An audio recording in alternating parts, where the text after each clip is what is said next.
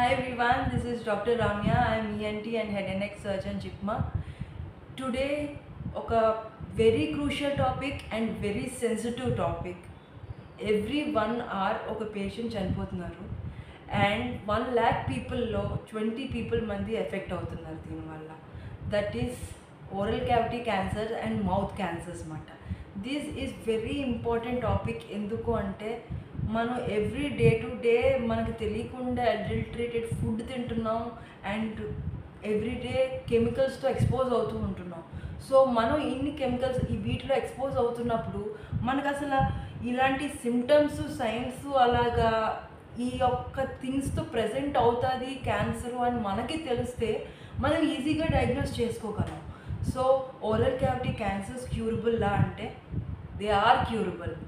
ఎప్పుడు ఎర్లీ స్టేజెస్లో మీరు క్యూర్ చేసుకోగలిగితే యూ హ్యావ్ 100% లైఫ్ ఎక్స్పెక్టెన్సీ, ఈజీగా నార్మల్గా ఉండొచ్చు. కానీ చాలామంది లేట్ స్టేజెస్లోకి వచ్చి నెగ్లెక్ట్ చేసుకొని ఆఫ్టర్ దట్ వచ్చి స్టేజ్ 1 లాస్ట్ స్టేజ్ 4 అలాగే వెళ్ళిపోయిన తర్వాత వచ్చిన తర్వాత ఈ యొక్క హెల్త్ డిటోరియేట్ అయిపోయిన తర్వాత అప్పుడు ట్రీట్మెంట్ చేయమంటే ఇట్ విల్ బి డిఫికల్ట్ అంటే ట్రీట్మెంట్స్ ఉంటాయి కానీ లైఫ్ ఎక్స్పెక్టెన్సీ ఇన్ని ఏళ్ళు బతికేది ఇన్నేళ్ళు అయిపోతుంది. సో ఎప్పుడైనా ఓరల్ క్యావిటీ క్యాన్సర్ అని డౌట్ వచ్చినప్పుడు కంపల్సరీ డాక్టర్ దగ్గరికి వెళ్ళండి. సో ఇవాళ డిస్కస్ చేసుకోబోతున్న టాపిక్ సిమ్టమ్స్ ఏంటి, అసలు ఎలా ప్రజెంట్ అవుతుంది, ఒకవేళ ప్రజెంట్ అయితే ఏంటి హై రిస్క్, ఏమేమి అవాయిడ్ చేయాలి, అండ్ ఒకవేళ వస్తే క్యాన్సర్ ఏమేమి ట్రీట్మెంట్స్ ఉన్నాయి, తర్వాత లైఫ్ స్టైల్ మోడిఫికేషన్స్ మనం ఎలా చేసుకోవాలి. So coming to the topic ఏంటంటే ఓరల్ క్యావిటీ క్యాన్సర్స్ అసలు ఎలా వస్తాయి, ఎందుకు వస్తాయి. మనకి బాడీలో జీన్స్ అంటూ ఉంటాయి. జీన్స్లో దేర్ ఆర్ డిఎన్ఏ అంటే అందరికీ తెలిసిందే. డిఎన్ఏ జెనెటిక్ మెటీరియల్ ఈ బాడీలో ఉంటాయి. కానీ ఎన్విరాన్మెంటల్ ఫ్యాక్టర్ కూడా ఇంకోటి ఉంటుంది. మనకి జీన్స్ మన ఫాదర్స్కైనా ఆర్ యాన్సిస్టర్స్కైనా ఆ జీన్ పాస్ అవ్వచ్చు మనకి. కానీ అన్ని జీన్స్ ఎక్స్ప్రెస్ అవ్వాలని లేదు. Okay my daddy or my grand father or my యాన్సిస్టర్స్కి ఇలా ఉన్నది అంటే మీకు రావాల్సిన అవసరం లేదు. ఎందుకంటే ఎక్స్టర్నల్ ఫ్యాక్టర్ అనేది ఒకటి ఉంటుంది. ఎక్స్టర్నల్ ఎన్విరాన్మెంటల్ ఫ్యాక్టర్ ఏంటంటే అది మనం కొన్ని థింగ్స్ ఈ రిస్క్ ఫ్యాక్టర్స్ అనేవి యాడ్ చేస్తే అప్పుడు క్యాన్సర్ వస్తుంది, అప్పుడు ఎక్కువ అవుతుంది, అప్పుడు మేనిఫెస్ట్ అవుతుంది. సో అందరికీ జీన్స్ ఉన్న వాళ్ళందరికీ రావాలని లేదు. ఒకవేళ వస్తుంది అని అనిపిస్తే వెంటనే డాక్టర్ దగ్గరికి వెళ్ళాలి. ఏంటి ఆ యొక్క సిమ్టమ్స్ అంటే ఎలాగ ప్రజెంట్ అవుతుంది క్యాన్సర్ అనేది. ఫస్ట్ మామూలుగా వచ్చినప్పుడు ఒక అల్సర్లో వస్తారు. అంటే లైక్ చిన్న అల్సరే కదా, అది తగ్గిపోతుంది. యాప్తస్ అల్సర్స్ అంటారు. అంటే లైక్ వేడి చేసి నాకు వస్తుందండి అంటారు. ఆర్ విటమిన్ బి డెఫిషియన్సీలో విటమిన్ బి సరిగ్గా బాడీలో లేనప్పుడు అల్సర్స్ అన్నీ వస్తాయి. ఆ అల్సర్స్ మామూలు అల్సరే అని చాలామంది నెగ్లెక్ట్ చేసేస్తారు. అలాగా నెగ్లెక్ట్ చేయకూడదు. ఒక 2 weeks కన్నా అబోవ్ అది హీల్ అవ్వట్లేదు, అలాగా పెరుగుతూ ఉంది, నొప్పి వచ్చేస్తుంది, మంటతో వస్తుంది అన్నప్పుడు కంపల్సరీ మీరు డాక్టర్ దగ్గరికి వెళ్ళాలి. అది పెరుగుతుంది, దాని నుంచి బ్లీడింగ్ అవుతుంది. సో ఓరల్ క్యావిటీ అంటే ఏంటి అంటే లిప్స్ ఇంక్లూడ్ అవుతాయి, బకల్ మ్యూకోసా నాలుక ఇంక్లూడ్ అవుతుంది, లోపల ఉన్న స్కిన్ ఇంక్లూడ్ అవుతుంది, టాన్సిల్స్ ఇంక్లూడ్ అవుతుంది, అంగటి ఇంక్లూడ్ అవుతుంది, కొండ నాలుక ఇంక్లూడ్ అవుతుంది, దాని వెనకాల కూడా ఉన్న బాల్ కూడా ఇంక్లూడ్ అవుతుంది. సో దీంట్లో ఎక్కడ వచ్చినా దాన్ని ఓరల్ క్యావిటీ క్యాన్సర్ అని అంటారు అన్నమాట. సో ఈ అల్సర్ ఒక్కటానితోనే ప్రజెంట్ అవుతుందా అంటే కాదు, వేరే దాంతో కూడా ప్రజెంట్. ఒక్కొక్కసారి చుక్కల్లా కూడా పెరగచ్చు. ఎందుకంటే ఎక్కువ మంది సన్ ఎక్స్పోజర్ అవుతూ ఉంటారు. వాళ్ళకి లిప్స్ మీద ఎక్కువ లైట్ ఎక్స్పోజర్ అయిపోయినప్పుడు వాళ్ళకి చుక్కలులా పెరుగుతూ ఉంటుంది. ఒకవేళ మచ్చ ఏమైనా పెద్దది అవుతూ ఉన్నా కూడా అది కూడా క్యాన్సరే. సో లిప్స్ మీద రావచ్చు, అది మ్యాలిగ్నెంట్ మెలనోమా అంటారు. సో అలాగా దాని మీద ఇట్లా చుక్క ఏమైనా పెరుగుతున్నా కూడా బర్త్ మోల్స్ అనుకుంటారు కానీ కాదు. ఏమైనా పెరుగుతుందంటే డాక్టర్ దగ్గర కంపల్సరీగా వెళ్ళండి. ఇంకోటి ఏంటంటే సమ్టైమ్స్ మింగటానికి ఏదో గొంతులో ఇంత ముద్దలా ఉన్నదండి, స్లోగా పెరుగుతుందండి, నాకు ముద్ద అయిపోయింది ఇప్పుడు అంటారు. అలా ఉన్నప్పుడు కూడా అది మీరు కంపల్సరీ డాక్టర్ దగ్గరికి వెళ్ళాలి. ఇంకో సీమ్ మెడ దగ్గర ఇక్కడ చిన్న చిన్న లంప్స్లా ఫామ్ అవుతాయి. ఒక్కొక్క ముద్దలుగా వస్తూ ఉంటాయి, ఇలా. అలాగని ప్రతిదీ ఇలాగ వచ్చే ఒక లంప్ క్యాన్సర్ కాదండి. ఒకవేళ ఎక్కువ వచ్చేస్తున్నాయి, నొప్పి వస్తుంది, దాని నుంచి చీమ వస్తుంది, సడన్గా పెరిగిపోయింది, దాంతోపాటు నోట్లోని అంశాలు అలా ఉన్నాయి, ఏదో పెరుగుతున్నట్టు అనిపిస్తుంది, బ్లీడింగ్ అయిపోతుంది, గమ్స్ బ్లీడ్ అవుతుంది, పళ్ళు ఊడిపోతున్నాయి, తింటుంటే మంట వచ్చేస్తుంది, అండ్ నాలుక అంతా ఏదో గీసుకుపోయినట్టు రక్తం కారుతూ ఉంటుంది. ఇలాంటివి ఉన్నప్పుడు అది క్యాన్సర్లో ఒక పార్ట్. కానీ కన్ఫర్మ్ చేయకుండా ఎప్పుడు ఇలాంటివి క్యాన్సర్ అని చెప్పకూడదు. ఎలా కన్ఫర్మ్ చేస్తారో కూడా చెప్తాను. ఇంకోటి సమ్టైమ్స్ ఏంటంటే చెవు నొప్పి కూడా రావచ్చు. చెవి నొప్పి వచ్చి, ఎందుకు చెవు నొప్పి వస్తుంది అంటే ఇక్కడికున్న నరాలు దీనికి కనెక్షన్ ఉంటుంది కాబట్టి చెవు నొప్పి కూడా రావచ్చు క్యాన్సర్ ఉన్నవాళ్ళు. అలాగని ప్రతి చెవు నొప్పి క్యాన్సర్ కాదు, అలాగని ప్రతి క్యాన్సర్లో చెవు నొప్పి రాదు. సో ప్రతి చెవు నొప్పి క్యాన్సర్ అనుకోకండి. సో ఒకవేళ దీంట్లో ఏమైనా అల్సర్ ఉండి దాంతో చెవు నొప్పి వస్తుంది అన్నప్పుడు రెండు కోరిలేట్ చేసుకొని అప్పుడు చూసుకుంటాం, కానీ ప్రతి చెవు నొప్పి క్యాన్సర్ కాదు. ఇంకోటి ఇదే కాకుండా వేరే వాటితో కూడా ప్రెజెంట్ అవ్వచ్చు ఈ క్యాన్సర్స్. ఏంటి అంటే ఇలా తీస్తున్నప్పుడు జస్ట్ నార్మల్గా బ్రష్ చేస్తుంటే బ్లీడింగ్ అయిపోతుందండి అనుకుంటారు, కానీ కాదు. సమ్టైమ్స్ ఏంటి అది అని కూడా గమనించాను. నాకు బ్లీడింగ్ అయిపోతుంది అంటే వెంటనే డాక్టర్ దగ్గరికి వెళ్ళాలి. ఇంకోసారి ఏమవుతుంది అంటే లోపల మనకి ఏమీ కనిపించదు, చూస్తుంటే ఏ ముద్దలా ఏమీ కనిపించదు, కానీ మింగుతున్నప్పుడు ఇబ్బంది పడతారు. నాకేదో గొంతులో పట్టేసినట్టు అనిపిస్తుందండి, నాకేదో నొప్పి వస్తుంది, ఇక్కడ నా గొంతు మారుతుంది, నేను నాలుగు పైకి ఎత్తలేకపోతున్నాను. ఇలాంటివి ఉన్నా కూడా మీరు డాక్టర్ దగ్గరికి వెళ్ళాలి. సో నార్మల్గా మీరు ప్రతిరోజు నార్మల్ మాట్లాడుతున్నా, మింగుతున్నా, ఏవైనా వాటిలో తేడా అనిపిస్తుంది, 2 వాటాల కన్నా ఎక్కువ తేడా అనిపిస్తుంది అంటే కంపల్సరీ మీరు డాక్టర్ దగ్గరికి వెళ్ళాలి. సో ఈ యొక్క ప్రాబ్లమ్స్ రావడానికి, ఈ యొక్క సిమ్టమ్స్ సైన్స్ రావడానికి ఏంటి రిస్క్ ఫ్యాక్టర్స్? ఫస్ట్ థింగ్ అందరికీ తెలిసిందే, tobacco, alcohol, cigarette smoking, cigar smoking, pipe వాడతారు. ఇవన్నీ కార్సినోజన్స్ అంటే క్యాన్సర్ కాజ్ చేసే మెటీరియల్స్ అన్నీ ఉంటాయి కాబట్టి దాంట్లో డిస్పోజ్ అయ్యి ఉట్టి ఓరల్ క్యావిటీ క్యాన్సరే కాదు, లంగ్ క్యాన్సర్ రావచ్చు, థ్రోట్ క్యాన్సర్ రావచ్చు, బాడీలోని మొత్తం అప్పర్ రెస్పిరేటరీ ట్రాక్ట్ క్యాన్సర్ ఏదైనా రావచ్చు. ఇంకోటి ఏంటంటే మీరు కానీ ఎక్కువగా డ్రింక్ చేస్తున్నారు అన్నప్పుడు, ఎందుకంటే ఆల్కహాల్ పీహెచ్ చాలా ఎక్కువ, సో దానివల్ల ఏంటంటే స్కిన్ అంతా ఇరిటేట్ అయిపోయి దానివల్ల కూడా మీకు క్యాన్సర్ వచ్చే ఛాన్సెస్ ఉన్నాయి. ఇంకోటి హెచ్పివి వైరస్ అనేది రీసెంట్గా చాలా పాపులర్ అయింది. దానికి వ్యాక్సినేషన్స్ కూడా ఉన్నాయి. ఎస్పెషల్లీ ఏజ్ గ్రూప్లో ఉన్న వాళ్ళు, యంగ్ అడల్ట్స్, మ్యారేజ్ అవుతున్న వాళ్ళకి ఇది వ్యాక్సినేషన్, గార్డాసిల్ అండ్ వ్యాక్సినేషన్ ఉంటుంది. ఈ హెచ్పివి వైరస్ వల్ల క్యాన్సర్స్ వచ్చే ఛాన్సెస్ ఎక్కువ ఉంటాయి.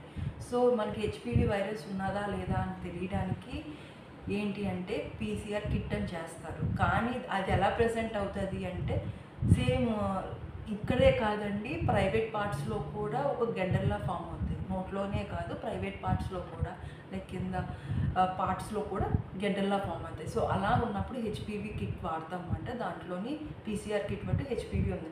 కానీ ఈ హెచ్పివికి, ఈ వైరస్ సోకడానికి ముందే మన వ్యాక్సినేషన్ అనేది ఉంటుంది, గార్డాసిల్ వ్యాక్సినేషన్ అనేది. అది అందరూ వేసుకోవాలి, మ్యారేజ్ అవ్వకముందే వేసుకోవాలి. సో ఎందుకంటే ఇది ఎక్కువ సెక్షువల్ యాక్టివిటీ ఉన్న వాళ్ళకి ఇది క్యాన్సర్ ఎక్కువగా ఛాన్సెస్ ఉంటాయి అన్నమాట. అండ్ ఇంకోటి ఏంటంటే వీక్ ఇమ్యూన్ సిస్టమ్, ఎక్కువగా వీక్గా ఫుడ్ తిన్నప్పుడు మన ఇమ్యూన్ సిస్టమ్ గ్యారంటీ లో అయిపోతుంది. లో అయిపోయినప్పుడు ఇక్కడనే కాదండి, ఓరల్ క్యావిటీయే కాదు, మౌతే కాదు, ఎక్కడైనా క్యాన్సర్ రావచ్చు. సో ఎప్పుడు మనం మల్టీ విటమిన్స్ వేసుకోవడం మంచిది. విటమిన్ డి ఇప్పుడు చాలామందికి విటమిన్ డి చాలా తక్కువ ఉంది. సో వాళ్ళు విటమిన్ డి తీసుకోవడం అనేది very much important. And multi vitamins వేసుకోండి, that is very good for you. ఎందుకంటే ఆక్సిడేటివ్ స్ట్రెస్ ఏంటంటే మన క్యాన్సర్ సెల్స్ ఎలా వస్తాయంటే అది ఆక్సిడేషన్ ప్రొటెక్షన్, మన విటమిన్స్ అయినా ఆక్సిడేటివ్ ఏమైనా క్యాన్సర్ సెల్స్ వస్తే చంపేస్తూ ఉంటాయి మాట. ఈ ఫ్రీ రాడికల్స్ అంటారు, ఆక్సిజన్ ఫ్రీ రాడికల్స్, అవి నార్మల్ సెల్స్ దగ్గరికి వెళ్ళి అవి డ్యామేజ్ చేసేస్తూ ఉంటాయి. ఈ ఆక్సిజన్ ఫ్రీ రాడికల్స్ని ఈ యొక్క విటమిన్స్ అండ్ ఈ యొక్క ఆక్సిడేటివ్ స్ట్రెస్ని డిక్రీజ్ చేసి క్యాన్సర్ రాకుండా చూసుకుంటుంది. ఒకవేళ క్యాన్సర్ సెల్స్ వచ్చినా కూడా వాటిని చంపేస్తూ ఉంటుంది. సో మల్టీవిటమిన్స్ ఎవ్రీడే వేసుకోండి, సరిగ్గా ఫుడ్ తినండి, సో ఇమ్యూనిటీ డౌన్ అవ్వకుండా ఉంటుంది. So these are the few things, risk factors where మనం ప్రివెంట్ చేయొచ్చు. ఇంకోటి సన్ ఎక్స్పోజర్. ఈ సన్ ఎక్స్పోజర్ అనేది మోస్ట్ కామన్, చాలామంది బయట తింటారు, కానీ సన్ స్క్రీన్ లోషన్ రాసుకోండి. ఎందుకంటే లిప్స్ మీద ఎక్కువగా వచ్చేది డాట్స్ కింద వస్తూ ఉంటాయి మోస్ట్లీ ఈ లిప్స్ మీద. సో లిప్స్ మీద కూడా సన్ స్క్రీన్ లోషన్ అనేది రాసుకోండి. సో ఇవి బేసిక్ రిస్క్ ఫ్యాక్టర్స్. ఇవన్నీ మీరు ప్రివెంట్ చేయగలిగితే that is very much helpful. ఇంకోటి సెకండరీ స్మోకింగ్ అంటారు. మెయిన్గా స్మోకింగ్ చేసే వాళ్ళకన్నా సెకండరీ స్మోకర్స్కి ఎక్కువ క్యాన్సర్ వస్తుంది. ఏంటంటే స్మోకింగ్ చేసే వాళ్ళు పక్కన ఉన్నప్పుడు వాళ్ళకి ఎక్కువ క్యాన్సర్ వచ్చే ఛాన్సెస్ ఉంటాయి అన్నమాట. సో ఎవరైనా పక్కన స్మోక్ చేస్తున్నప్పుడు కొంచెం దూరంగా వెళ్ళండి, సో దట్ మీరు ఇన్హేల్ చేయరు ఆ క్యాన్సరస్ మెటీరియల్ని. సో ఒకవేళ మనకి నేను చెప్పే ఈ సిమ్టమ్స్ ఏంటంటే ఏవైనా లంప్స్ ఏమైనా ఉన్నా, ఏమైనా అల్సర్ ఉన్నా, 2 వారాల కన్నా హీలింగ్ అవుతున్నా, ఇక్కడ ఏమైనా బొడుపుల్లా పెరుగుతున్నా ఆర్ ఏమైనా మచ్చలు ఉన్నా, ఇవన్నీ మీకు డౌట్ వస్తున్నప్పుడు ఫోటో తీసుకొని ప్రతి 2 రోజులకైనా ఒకసారి ఫోటో తీసుకొని డాక్యుమెంటేషన్ చేసుకోండి. సో దట్ పెరుగుతుందా లేదా అనేది మీకు తెలుస్తుంది. అండ్ నోట్లోంచి బ్లీడింగ్ వస్తున్నా, ఇవన్నీ మీరు రికార్డ్ చేసుకొని మొత్తం లిస్టింగ్ ఉంచుకోండి. తర్వాత డాక్టర్ దగ్గర ఆ ఫొటోస్ మీరు ప్రజెంట్ చేస్తే డాక్టర్కి కూడా అర్థమవుతుంది ఏంటి. సో దట్ దీనివల్ల ఏంటంటే చాలా యూజ్ ఉంటుంది. ఏంటంటే మనం డయాగ్నోస్ చేసేయడానికి ఈజీగా ఉంటుంది అన్నమాట. ఇంకోటి ట్రీట్మెంట్, అసలు క్యూర్ అవుతుందా క్యాన్సర్. టీఎన్ఎం స్టేజింగ్ అనేది ఒకటి ఉంటుంది అన్నమాట. అది డాక్టర్స్ యూజ్ చేస్తారు. Stage 1, stage 2, stage 3, stage 4. ఎప్పుడైనా మన స్టేజ్ 1లో ఐడెంటిఫై చేసాము అంటే చాలా ఈజీగా క్యూర్ చేయొచ్చు. అదే స్టేజ్ 4, 3లో ఉన్నప్పుడు సర్జరీస్ వరకు వెళ్ళిపోతాయి. ఒకవేళ నాలుగుకి వస్తే నాలుగుకి సర్జరీ చేస్తారు, లిప్ వస్తే లిప్ సర్జరీ, ఆ పర్టికులర్ పార్ట్ ఏ పార్ట్లో ఉన్నదంటే ఆ సర్జరీ చేస్తారు. ఒక్కొక్కసారి ఏంటంటే డిలే చేస్తారు, పోతుంది కదా, అప్పుడు ఇక్కడ బొడుపుల్లో వచ్చేస్తాయి, ఇక్కడ బొబ్బల్లా వస్తాయి, అది లింఫ్ నోడ్స్ అంటారు. అంటే క్యాన్సర్ సెల్ నెక్ కూడా వెళ్ళింది అని ఇండికేషన్ అన్నమాట. ఈ ఇండికేషన్ ఉన్నప్పుడు వెంటనే మీరు డాక్టర్ దగ్గరికి వెళ్ళాలి. డాక్టర్ దగ్గరికి వెళ్ళిన తర్వాత వాళ్ళు ఎఫ్ఎన్ఏసి టెస్ట్ చేస్తారు. అప్పుడు క్యాన్సర్ ఉన్నదంటే అప్పుడు ఇక్కడ కూడా నెక్ డిసెక్షన్ సర్జరీ అని కూడా అంటారు, ఆ సర్జరీ కూడా చేస్తారు. సో ఈ సర్జరీస్ ప్రివెంట్ చేసుకోవాలంటే ఫస్ట్ ఇనీషియల్ స్టేజెస్లోనే ఐడెంటిఫై చేయడం అనేది కరెక్ట్. ఎలా ఐడెంటిఫై చేస్తామంటే ఈ యొక్క సిమ్టమ్స్ ఇందాక చెప్పినవన్నీ మీరు ఫోటోగ్రాఫ్స్ ఉంచుకోండి. సిమ్టమ్స్ 2 వారాల కన్నా ఎక్కువ ఉన్నాయంటే వెంటనే డాక్టర్ దగ్గరికి వెళ్ళి చూపించండి. నెగ్లెక్ట్ చేయకండి. ఓకే అల్సరే కదా అని నెగ్లెక్ట్ చేయకండి. సో మన దగ్గరికి ఒకవేళ క్యాన్సర్ అని డౌట్గా ఉన్నప్పుడు మీరు డాక్టర్ దగ్గరికి వెళ్ళారు, అప్పుడు ఏం చేస్తారు డాక్టర్ గారు? ఏం చేస్తారంటే ఫస్ట్ అది ఎగ్జామినేషన్ చేస్తారు. మీ దగ్గర ఏమైనా రికార్డ్ ఉంచితే ఫోటోగ్రాఫ్స్ అవి చూస్తారు. తర్వాత చిన్న స్క్రేపింగ్ తీస్తారు, కొంతమంది స్క్రేపింగ్ అంటారు. స్క్రేపింగ్ తీసి బయాప్సీకి టెస్టింగ్కి పంపిస్తారు. ఆర్ ఇన్సిషనల్ బయాప్సీ, ఆ చిన్న ముక్క తీసి వెళ్ళి బయాప్సీ తీసి అది మళ్ళీ పరిశోధనకి పెథాలజీ ల్యాబ్కి పంపించి ఏ క్యాన్సరా అని చూస్తారు. ఇంకోటి ఏంటంటే ఎఫ్ఎన్ఏసి, ఫైన్ నీడిల్ యాస్పిరేషన్. ఒక్కొక్కసారి బొబ్బల్లా వస్తాయి కదా, ఆ వాటి నుంచి కూడా ఒకవేళ ఇక్కడ క్యాన్సర్ పాకిందా లేదా అనేది అది తీసి అది పరిశోధనకి పంపిస్తారు. సో ఇవన్నీ చేసిన తర్వాత బేసిక్గా ఫస్ట్ చేసేది ఇది. తర్వాత పెథాలజీ ల్యాబ్ నుంచి క్యాన్సర్ వచ్చిందా లేదా, క్యాన్సర్ లేకపోతే happy, you are well and good, treatment మారిపోతుంది. ఒకవేళ క్యాన్సర్ వచ్చింది అంటే అది ఎంత ఎక్స్టెంట్ వరకు వెళ్ళింది అనేది సిటీ స్కాన్ అండ్ ఎంఆర్ఐ ద్వారా చూస్తారు. సిటీ స్కాన్ ఎంఆర్ఐ ఏం చేస్తుంది అంటే సిటీ స్కాన్లోని బోన్స్కి ఏమైనా వెళ్ళిందా, లేకపోతే ఏమేం పార్ట్స్కి వెళ్ళింది. అదే ఎంఆర్ఐ స్కాన్లో అయితే అంటే మజిల్ టిష్యూస్కి ఏమైనా వెళ్ళిందా, ఇవన్నీ చూస్తూ ఉంటారు అన్నమాట. సో దీన్ని బట్టి ఏంటంటే ఎంత ఎక్స్టెండ్ అయ్యింది అనేది కూడా తెలుస్తుంది అన్నమాట. సో ట్రీట్మెంట్ మారుతుంది ఎంత ఎక్స్టెండ్. ఒకసారి లంగ్స్లోకి వెళ్ళినప్పుడు దాని ట్రీట్మెంట్ మారిపోతుంది, ఒకవేళ బోన్స్కి వెళ్ళినప్పుడు వర్టిబ్రల్ దానికి ట్రీట్మెంట్ మారిపోతుంది. సో సిటీ స్కాన్ ఎంఆర్ఐ వల్ల ఎంత ఎక్స్టెంట్ వెళ్ళింది, సో సో స్టేజ్ 1కి వెళ్ళినప్పుడు అంతవరకు ఉండదు, అంతవరకు కొంచెం డిలే చేసి స్టేజ్ 3 స్టేజ్ 4కి వెళ్ళిపోతున్నప్పుడు ఇవన్నీ పాకుతాయి, లంగ్స్ వరకు కూడా వెళ్తాయి. అప్పుడు ప్రోగ్నోసిస్ ఏంటంటే సర్వైవల్ రేట్ అనేది తగ్గుతుంది మేడం. సో ఇది ప్రివెంట్ చేసుకోవాలి అంటే ముందుగానే ఐడెంటిఫై చేయాలి. సో అదే కాకుండా సమ్టైమ్స్ ఏంటంటే పెట్ స్కాన్ అని కూడా చేస్తారు. ఈ పెట్ స్కాన్ ఏంటంటే మొత్తం బాడీలో ఎక్కడైనా క్యాన్సర్ సెల్స్ ఉన్నాయా లేదా అనేది కూడా చెప్తుంది. అంటే యాక్టివిటీ, మెటబాలిక్ యాక్టివిటీ ఒక మెడిసిన్ ఇస్తారు, దాని ప్రకారం ఎక్కడైనా బాడీ మొత్తంలో ఎక్కడైనా క్యాన్సర్ సెల్స్ యాక్టివ్గా ఉన్నాయా లేదా అనేది చెప్పేది మాట ఇది. సో ఇది బేసిక్గా ఒక పేషెంట్ డాక్టర్ దగ్గరికి వచ్చినప్పుడు చేసే ట్రీట్మెంట్. ఫస్ట్ ఫిజికల్ ఎగ్జామినేషన్ చేస్తారు, తర్వాత బయోప్సీ తీస్తారు, పెథాలజీ తీసుకెళ్ళి తర్వాత ఎగ్జామినేషన్ చేసి ఇది క్యాన్సర్ అని చెప్తా. ఒక క్యాన్సర్ లేకపోతే ట్రీట్మెంట్ మారిపోతుంది, క్యాన్సర్ అని ఉంటే మళ్ళీ స్కాన్ చేస్తారు, ఎంఆర్ఐ అయినా సిటీ స్కాన్ అయినా పెట్ స్కాన్ అయినా, దాని ప్రకారం ట్రీట్మెంట్ మారుతుంది. సో ఫైన్, స్టేజింగ్ ప్రకారం క్యాన్సర్స్ అని తెలిసింది, అప్పుడు ఆపరేషన్ చేస్తాను అంటారు, ఆర్ ఆపరేషన్ చేయకూడదు అంటారు. కంపల్సరీ ప్రతి క్యాన్సర్ దానికి ఆపరేషన్ అవసరమా అంటే ఆపరేషన్ అవసరం లేదు. దీనికి ఏంటంటే ENT doctors, surgical oncologist and radiation oncologist అందరూ కలిసి కూర్చొని డిస్కషన్ చేసుకుంటారు. ఇక్కడ వరకు ఎక్స్టెండ్ అయింది, దీనికి ఏం చేయాలి. సో ఇది 2 పార్ట్స్ కింద చేస్తారు. ఏంటంటే ఫస్ట్ సర్జరీ చేస్తారు, ఎందుకంటే మల్టిపుల్ ఫ్యాక్టర్స్ చూస్తారు అన్నమాట. చిన్నపిల్లలు అయితే సర్జరీ చేయరు. సో మల్టిపుల్ ఫ్యాక్టర్స్ చూసుకొని దాన్ని ఫస్ట్ ఉట్టి రేడియేషన్ ఇస్తామా, కీమోథెరపీ ఇస్తామా, కీమోథెరపీ రేడియేషన్ అంటే ఏంటంటే బీమ్స్ పంపిస్తాం, ఆర్ దాంట్లో ఇంటర్నల్ అండ్ ఎక్స్టర్నల్ రేడియేషన్ అని కూడా ఉంటుంది, బ్రేకీథెరపీ అని. దాంట్లోని ఆ పర్టికులర్ ఏరియాలోనే మనం రేడియేషన్ ఎక్స్పోజర్ చేసి అది తగ్గించేస్తారు. కీమోథెరపీ అంటే ఏంటంటే మెడిసిన్ ఇస్తారు అన్నమాట, మెడిసిన్ ఇచ్చి దాన్ని ట్రీట్మెంట్ చేస్తారు. కీమోథెరపీ అంటే లైక్ ఈ క్యాన్సర్ కిల్లింగ్ సెల్స్ మెడిసిన్ని క్యాన్సర్ కిల్లింగ్ చేసేస్తుంది అన్నమాట, కీమో రేడియోథెరపీ అంటారు. ఆర్ ఏంటి దాని తర్వాత బాగానే ఉంది ప్రోగ్నోసిస్ అంటే ఓకే ఫైన్, కానీ ఇంకోసారి ఏంటంటే సర్జరీ చేసేసి కీమో రేడియోథెరపీ ఇస్తారు. ఏంటంటే మరీ ఎక్స్టెన్సివ్గా ఉన్న డిసీజ్, మరీ ఎక్కువ పెద్దగా ఉన్నప్పుడు, ఆర్ ఓల్డ్ ఏజ్ అంటే లైక్ మరీ ఎక్స్టెన్సివ్గా ఉన్నప్పుడు కంపల్సరీ కీమో రేడియోథెరపీ అనేది సెట్ అవ్వదు. ఎందుకంటే నెక్రోసిస్ వచ్చేస్తుంది, అంటే నెక్రోసిస్ అంటే ఆ టిష్యూ అంతా పసిపట్టేసి అంతా చనిపోయి ఉంటుంది, అప్పుడు కీమో రేడియో పనిచేయదన్నమాట. సో ఆ ఏరియాలో ఉన్నప్పుడు సర్జరీ కంపల్సరీ చేసేస్తారు. చేసిన తర్వాత అప్పుడు కీమో రేడియోథెరపీ, అది కూడా కీమో అయినా రేడియోథెరపీ అయినా 2 ఇవ్వాలని లేదు. ఒకవేళ కీమోథెరపీ అయినా ఇవ్వచ్చు, రేడియోథెరపీ అయినా ఇవ్వచ్చు, కీమో రేడియోథెరపీ 2 కలిపి ఇవ్వచ్చు.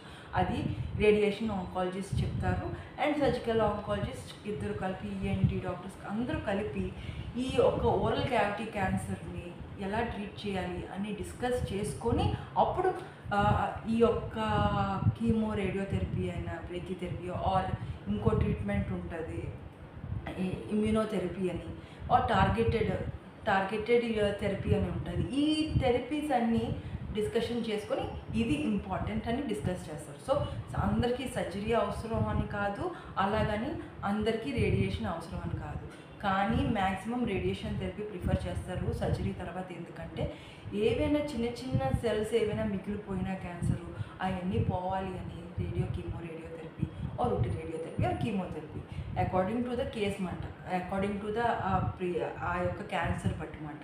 సో అలాగా మనం ట్రీట్మెంట్ చేస్తూ ఉంటాం అన్నమాట. సో మరి క్యాన్సర్ వచ్చింది, నేను ఎన్నేళ్ళు బతుకుతాను అని డౌట్ వచ్చినప్పుడు మోస్ట్ కామన్ క్యాన్సర్ ఓరల్ క్యావిటీలో ఏంటంటే స్క్వామస్ సెల్ కార్సినోమా అంటారు. అంటే flat cells, normal flat cells, ఇవన్నీ స్క్వామస్ సెల్సే మనకి, ఇదే కామన్గా వస్తూ ఉంటుంది. సో అర్లీగా డయాగ్నోస్ చేస్తే 85% సర్వైవల్ రేట్ చాలా ఎక్కువ. అదే లేట్గా కొంచెం 3rd స్టేజ్ అలాగే వెళ్ళిపోయినప్పుడు 65%. సో అందుకనే ముందుగానే మీరు సిమ్టమ్స్ అన్నీ ఐడెంటిఫై చేస్తే మీకు సర్వైవల్ రేట్ త్వరగా ఎక్కువగా ఉంటుంది అని చెప్తూ ఉంటాం అన్నమాట. ఇంకోటి ఓకే సర్జరీ అయిపోయింది, ఎవ్రీథింగ్ ఈజ్ హ్యాపీ, మొత్తం అంతా బాగుంది, దాని తర్వాత ఏంటి? ఓరల్ క్యావిటీలో ఒక మెయిన్ ప్రాబ్లం ఏంటంటే మాట రాకపోవడం, బ్రీతింగ్ డిఫికల్టీ, ఆర్ ఇంకోటి ఏంటంటే నవలలేకపోవడం, ఇవన్నీ ప్రాబ్లమ్స్ ఉంటాయి. సో ఇవన్నీ ప్రాబ్లమ్స్ని ప్రివెంట్ చేయాలి అంటే ఫస్ట్ వాళ్ళకి న్యూట్రిషనిస్ట్ అనే న్యూట్రిషనిస్ట్ వాళ్ళతోని ఏమేమి ఫుడ్ తీసుకోవాలి, ఏంటి, ఎలా తీసుకోవాలి. ఒక్కొక్కసారి ఏంటంటే ముక్కు నుంచి పైపిస్తాము, అది నార్మల్గా తినగలిగితే తినేయచ్చు. సో అది కూడా ఒకవేళ తినలేకపోతే, ఇంకోటి పెయిన్ మేనేజ్మెంట్, నొప్పి వచ్చినప్పుడు పెయిన్ మేనేజ్మెంట్ అనెస్థీషియా డాక్టర్స్ ఇస్తూ ఉంటారు. ఏంటంటే లైక్ క్యాన్సర్ పేషెంట్స్ ఇస్తూ ఉంటారు. అలాగా ఇంకోటి ఏంటంటే ఎవ్రీ టైం ఫాలో అప్ ఉండాలి. ఈ 5 years వరకు ఫాలో అప్ అయిపోయి, ఫస్ట్ ఇయర్ ఎవ్రీ మంత్ వెళ్ళాలి, తర్వాత నెక్స్ట్ ఇయర్ ఎవ్రీ 3 months వెళ్ళాలి, తర్వాత ఎవ్రీ 6 months వెళ్ళి, అలాగా ఫాలో అప్ ఫర్ 5 years ఉంటే మీ ఛాన్సెస్ ఆఫ్టర్ 5 years చాలా తక్కువ మళ్ళీ రికరెంట్ అయ్యే ఛాన్సెస్. సో ఇవన్నీ హెల్ప్ఫుల్గా ఉన్నప్పుడు, ఇవన్నీ 5 years తర్వాత మీకు రాలేదు, మళ్ళీ రికరెన్స్ చేయండి, దెర్ ఇస్ హై ఛాన్సెస్ మీకు క్యూర్ రేట్ ఎక్కువ. సో మళ్ళీ లైక్ రిస్క్ ఫ్యాక్టర్స్ అనేవి అవాయిడ్ చేయాలన్నమాట ఈ యొక్క particular timing. So regular follow అప్లో ఉంటే there is high chances of cure of cancers. So that ఒక ఓల్డ్ ఏజెస్లో క్యాన్సర్ వస్తే చనిపోవడమే, ఇంకా లేదు కాదు. ఇప్పుడు అలా కాదు, చాలా చాలా చాలా అడ్వాన్స్మెంట్స్ వచ్చాయి, ఈజీగా క్యూర్ చేస్తున్నారు. ఓన్లీ థింగ్ ఏంటంటే ఎర్లీ స్టేజ్లో మీరు ఫైండ్ అవుట్ చేస్తే ఈజీ క్యూరింగ్ ఉంటుంది. ఈజీగా హ్యాపీగా వితౌట్ ఎనీ డిసబిలిటీ మీరు హ్యాపీగా లైఫ్ లీడ్ చేయొచ్చు. ఇంకోటి లాస్ట్ థింగ్, నేను మా పేరెంట్స్కి ఉన్నది, మా ఫ్యామిలీ మెంబర్స్కి ఉంది, మా తాతయ్యకి నాన్నమ్మకి ఉంది, మరి నాకు వచ్చే ఛాన్సెస్ ఉన్నదా? There is something called as gene therapy అన్నమాట. జీన్ థెరపీతో ఏంటంటే మీకు ఏవైనా జీన్స్ తేడా జీన్స్ ఏవైనా ఉన్నాయా, క్యాన్సర్ ఫార్మింగ్ జీన్స్ అవి ఎక్స్ప్రెస్ అవుతున్నాయా లేదా అనేది జెనెటిక్ టెస్టింగ్ చేస్తారు. మీ డిఎన్ఏ తీసుకొని జెనెటిక్ టెస్ట్ మీకు ఇది వచ్చే ఛాన్సెస్ ఉన్నది అని చెప్పేస్తారు ముందే. సో దీనివల్ల చాలామంది బ్రెస్ట్ క్యాన్సర్స్ ఇవన్నీ చాలా ప్రివెంట్, అలాగే ఓరల్ క్యావిటీ క్యాన్సర్స్ కూడా ప్రివెంట్ చేయొచ్చు. సో దీనివల్ల ఏంటంటే నాకు వచ్చే ఛాన్సెస్ ఉన్నాయా లేవా మనకి ప్రివెంట్ చేసుకోవచ్చు, రిస్క్ ఫ్యాక్టర్స్ని అవాయిడ్ చేసుకోవచ్చు. మనం రెగ్యులర్ మానిటరింగ్లో ఉంటాము.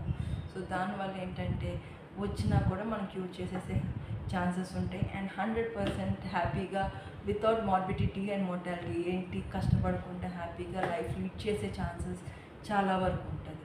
సో ఈ ఇన్ఫర్మేషన్ కానీ మీకు యూస్ఫుల్గా ఉండి వేరే వాళ్ళకి యూస్ఫుల్ అనిపిస్తే షేర్ చేయండి. అండ్ ఐ హోప్ ఈ సెషన్ మీకు యూస్ఫుల్గా అనిపించుంటుంది. Thank you so much and see you with another wonderful topic next time.